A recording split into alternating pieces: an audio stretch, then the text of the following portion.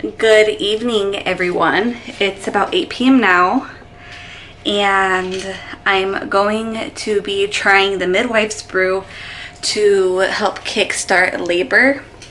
I'm currently 39 weeks pregnant, and at my last doctor's appointment at 38 weeks, I was about 3 centimeters dilated, and my son is at his grandma's house until Wednesday. Today is Sunday, March 22nd, 2020, and he's with his grandma until Wednesday, and I figured let's just try this now and see if it works or not.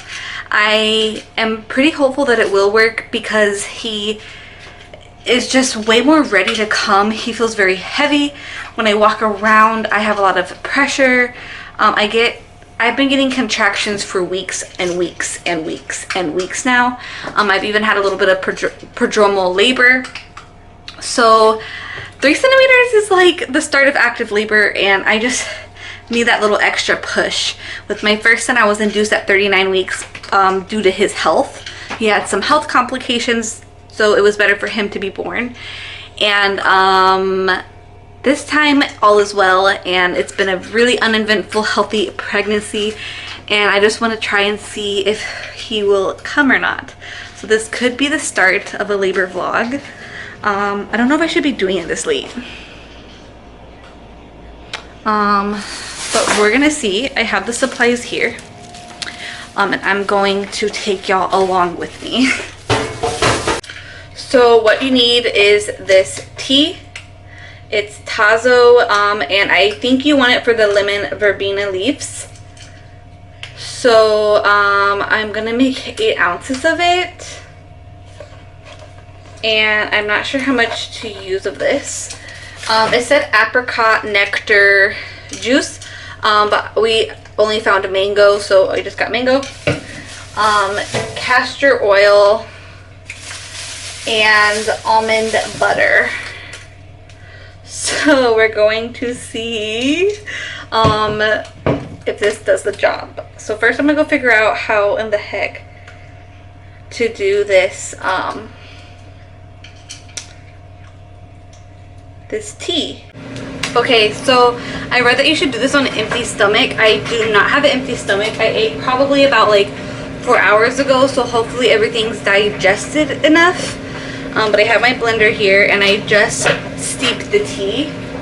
I only did 1 bag. I saw some people doing like extras, but oy. Okay, there's that. Let me go close away. I'm going to put this in my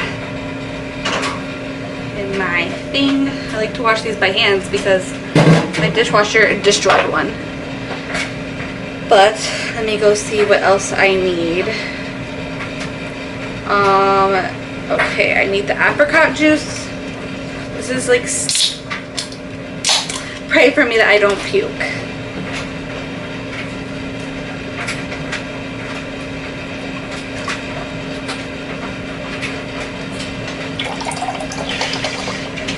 Eight.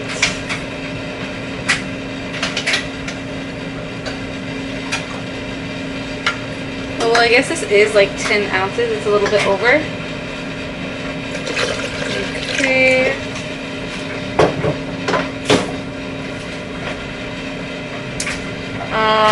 Two tablespoons almond butter.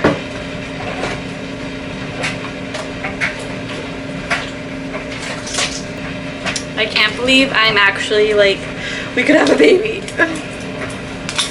I've never had almond butter before.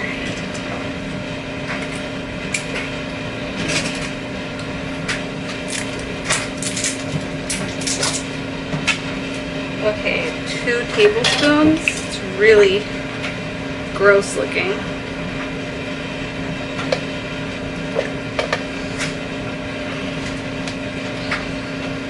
Cool. Now we have almond butter.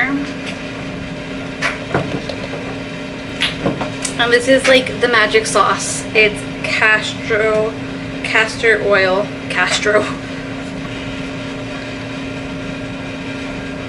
It's just like really thick. I'm having a contraction right now, but they're not like really painful. Like they're slightly uncomfortable, but like nothing major at all. Okay, now I gotta blend this up.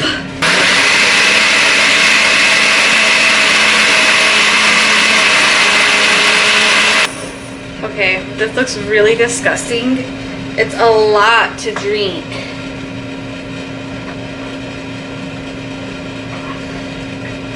I want to say it's 24 ounces, so like 3 cups of liquid. I read it's best. Some people say to take it with like warm. I'm gonna try it with some ice.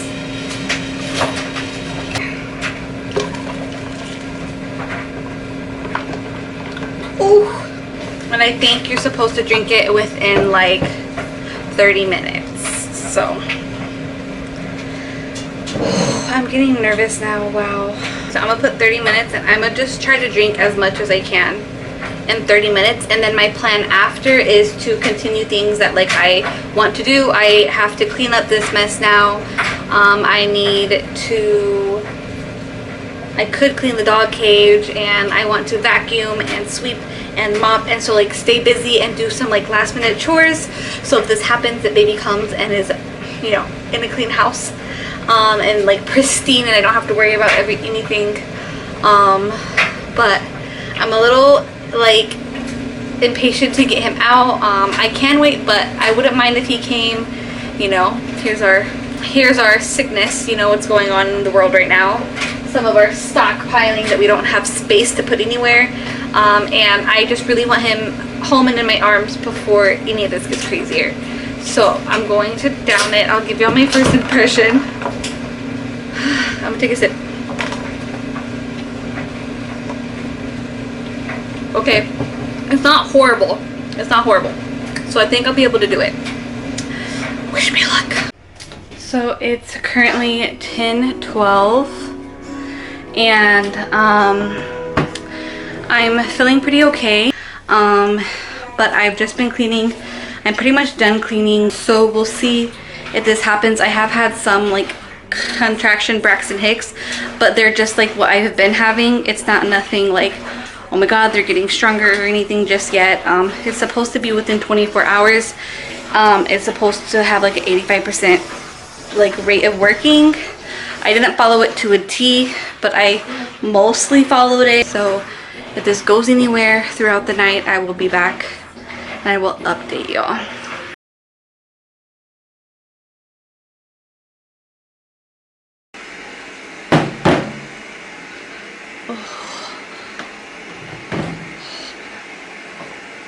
Oh.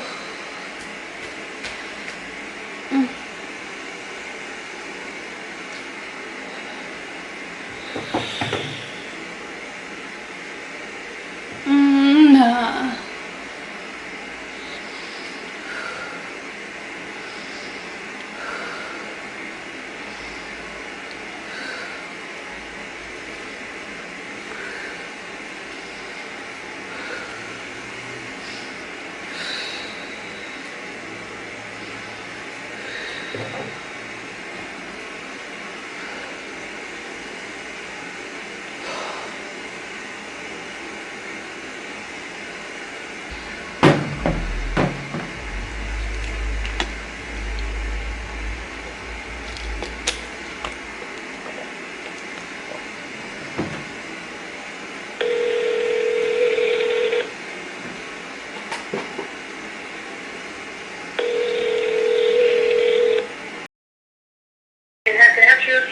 Hi, I was just calling to get an opinion on if I should go into the hospital. Okay, how many weeks a month are you? I'm 39 weeks. And what's going on? I'm having contractions that are pretty strong, about every 2 minutes, and they last like 45 seconds. Yeah, go ahead, go into your Northwest, everything is ready. Okay, thank you. You're welcome. Good. Okay, thank you.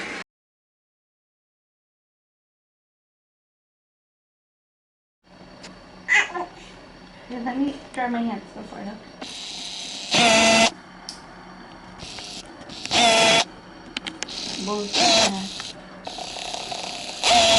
Tobias? Toby? Hi, Tobes. Your name's Tobes. Nah. Okay. What time is it? Okay, let's put 6:08. He pooped and he peed.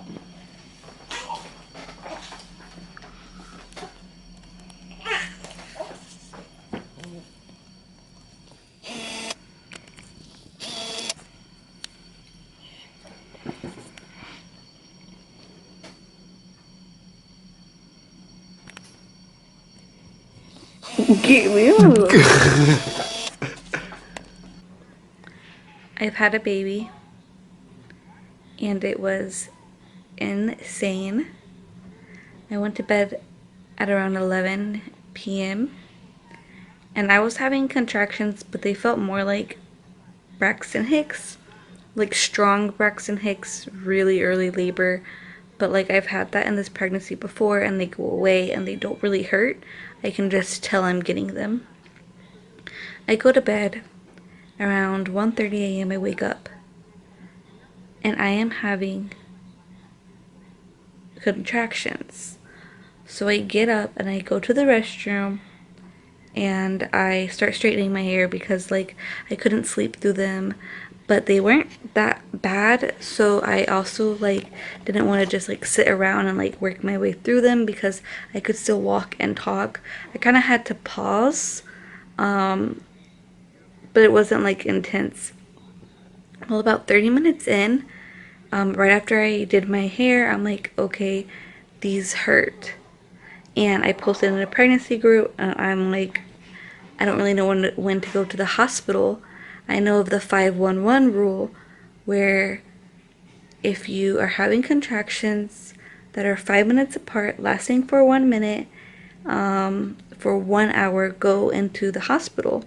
Well, when I woke up and I was feeling my contractions and started timing them, they were on average 2 minutes apart, lasting about 45 seconds. And I'm like, I can write this out longer. Like, I'm gonna wait to wake Gio up because he has to go to work, and I don't want to like haul him off to the hospital and this not be the real deal. But they started getting even more intense. So as you saw, I called my doctor's office, and the on-call nurse or whoever said yes to go in. So I woke Gio up, we got our things together, and we went in, and I'm like, I can't wait to get that epidural. I hope this isn't false. I hope they give me something and don't send me home because this hurts. But it wasn't painful enough to the point that I thought I was about to give birth. So we literally only live 8 minutes away from the hospital, and Gio was like speeding, okay? So we're walking to the car, and he had to drive the car to me because I only made it about halfway before I started having contractions. And at this point, I had to stop and work through them. So we get in the car, and I'm having them in the car. We get to the hospital, I'm having them walking up to the ER, and with all of this sickness stuff, I get to the ER. Since it's past 8 p.m., I have to go through the ER to get to labor and delivery, and they screen me for the virus, and I'm having a contraction, and they're like they really didn't take long, it just felt long. And around 2:30 is when I woke Gio up to like, let's get going. So, they take me back to the ER, and they tell Gio he needs to go around and get screened at the other door and has to come through like the labor and delivery part, like the women's center part. And so they wheel me to triage, and like as soon as I get there, they're like, that's the room, put on this gown, I'll be back to check you. So I'm like, okay. So I walk in the room and I like rip off my clothes and I start getting a contraction. And the nurse comes in thinking I've gotten dressed already, but I'm still working through this contraction, and I'm like butt naked. But you don't care, okay? Because you're hurting. And so she's like, okay. She starts asking me all these questions, and they're at the point where I can't talk through them. And so then I lay on the bed, and I was dying because I did not want to lay down. It felt better for me to stand and kind of like rock my hips through them. So I laid on the bed, and she goes to check me, and Gio came in the room right before she was going to check me, and she's like, he said, I don't really know, I didn't feel her, but he said that she didn't even check me yet. She was about to, and my water broke. So then she runs out the room, and she's like, her water broke and she's complete. And I'm like, what's complete? And she's like, you're 10 centimeters. What? And I'm like, okay, this hurts, but I wouldn't say about to push hurts. And so then they get to bed, and they're literally like running me to labor and delivery. And they pull me into the first room. And at this point, I am like being really dramatic. I'm moaning really loud, and hurting. And I start feeling the urge, like I need to poop.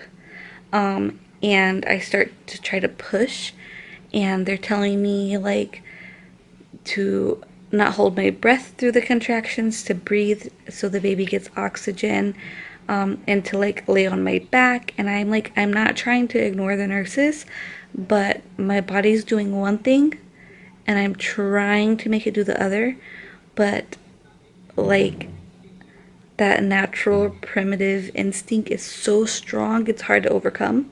So I'm grabbing onto the side of the bed, and they like put a blanket on me, and I like feel him starting to come out kind of, and I was like, no, I think he's coming. Like, I think he's coming out. And so then they like make me lay on my back, which was really painful because I was getting like back labor too. And I couldn't not push. So I started to push, and I pushed him out within minutes. And nurses delivered him. There was no doctors. No doctor made it. And he was born before. He was born, and then she realized she didn't check the time. And I'm like, whatever it says right now is close enough. And so he was born at 3:10 a.m. This all started at like 1:30. I had him at 3:10. I had no epidural, and he did tear me. So the doctor came like 30 minutes after he was born to stitch me up, because the doctor actually left like 30 minutes before I got there or something. And he stitched me up. And then he left, and all was fine. And a baby boy was 20 inches and something long. We're just gonna say 20 inches. Second time mom thing, you know. I don't need to be exact, right? And 8 pounds, 2 ounces, born at 39 weeks, 1 day. And then I started feeling really bad. Like awful. I started getting hot and woozy and in and out of it. And I was hemorrhaging. And I forgot how much they told me exactly, but I think I lost about 1,500 milliliters of blood. And the nurses did a really great job at remaining calm, but I could tell that they were like more afraid than what they were letting on. And Gio looked really afraid, and they were constantly putting shots that hurt really bad in my thighs. And they were giving me, they were rubbing on my uterus like really hard. Like, not the normal, oh, here's some blood. They were like, I don't know which was worse, labor or them rubbing on my stomach. My belly would start to hurt really bad and get really mushy, and they said it's supposed to be firm. And they would push on me, and they said that I was having clots the size of 2 fists. And I just kept bleeding and bleeding. And I thought that like the amount was normal after birth, because I did have a lot after Micah, but I guess it was more fluid than blood. And maybe I'm not bleeding that much right now because they gave me so much medication to not bleed. And they gave me Pitocin to help my uterus contract, and they said that basically my uterus was being lazy. So when you have your baby, after you have your baby, your uterus is supposed to contract and you're supposed to expel that blood, but my uterus wasn't. And they said that sometimes when you have like such a fast labor and delivery, that your uterus gets tired and it gets lazy. So they gave me so many different things to stop it. I stayed in labor and delivery for a while, and it was kind of scary. So that's why I didn't vlog the rest of it, because it literally was like one thing after another. It wasn't like, oh, I think I'm in labor. Oh, let's get ready to leave. Oh, let's go to the hospital. Oh, let's labor some more. Oh, let's give birth. No, it was like, these kind of hurt. These really hurt. We need to leave. I get to the hospital and they tell me I'm going to have a baby. And I'm like, are you sure? Are you sure? And I push him out. And that was that. I'm about to show y'all to him. His name is Tobias Jude. I know I said his name was Jude, but we changed it. So his name is still Jude, but Tobias is his first name and Jude is his middle name. So here he is. He looks so much like Micah and so different at the same time. Here's my little handsome.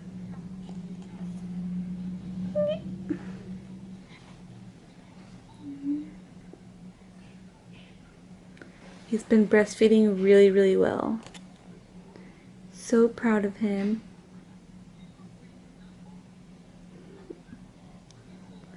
Hi, baby. You've been alive for one whole day now.